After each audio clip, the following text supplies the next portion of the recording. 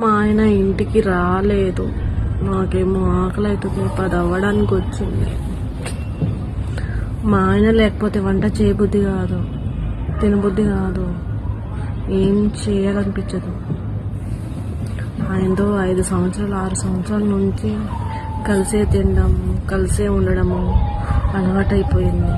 ఆయన ఒకరోజు కొంచెం లేకపోయినా మెంటల్ తలనొప్పి, అన్ని నరాలు మొత్తం నొప్పులు వచ్చేస్తున్నాయి. నాకు పిచ్చి పిచ్చిగా తలనొప్పి కూడా వచ్చేస్తుంది. 100 సార్లు ఫోన్ చేస్తా. దగ్గరుంటేనేమో 100 సార్లు తిడతా, లేనప్పుడేమో 100 సార్లు ఫోన్ చేస్తా. ఎక్కడున్నావు టార్చర్. దగ్గరుంటేనేమో గొడవ పెట్టుకుంటా, దూరం వెళ్తే ప్రేమ చూపిస్తా.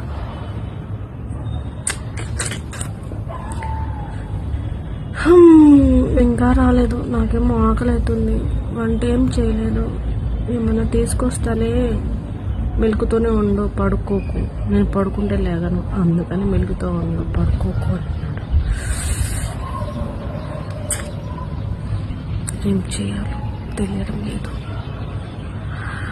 మా బాబా ఉప్మా చేసేస్తే తిన్నాడు.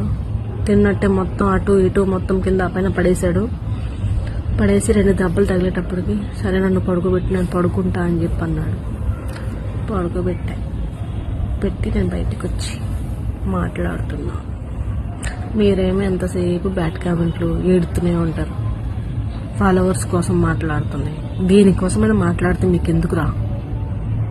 లైక్ కొట్టడం చేత కాదు, ఫాలో చేయడం చేత కాదులే కానీ మాట్లాడటానికి ఎగేసుకొని వస్తారు ఒక్కొక్కళ్ళు.